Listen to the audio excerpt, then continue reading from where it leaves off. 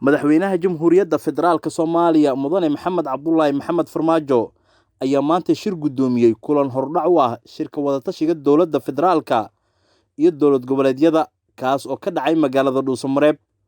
Kulanka wuxuu ku saabsanaa sidii loo jaangoyn lahaa qodobada muhiimka u ah wadatashiga heer federaal iyo heer dowlad goboleed, hanaanka geedi socodka siyaasadda doorashooyinka iyo amniga qaranka.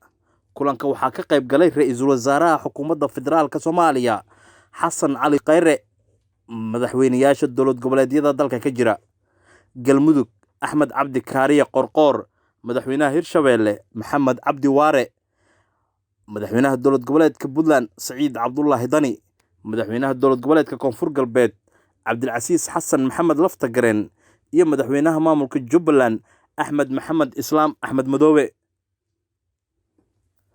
Mahad Mutawakkil, Hon Cable TV, Muqdisho.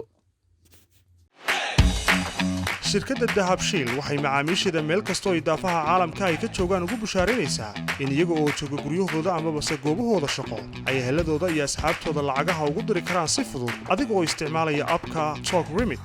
sidoo kale waxaa lacagaha lagu soo diro ku heli kartaa adeegga eDahab.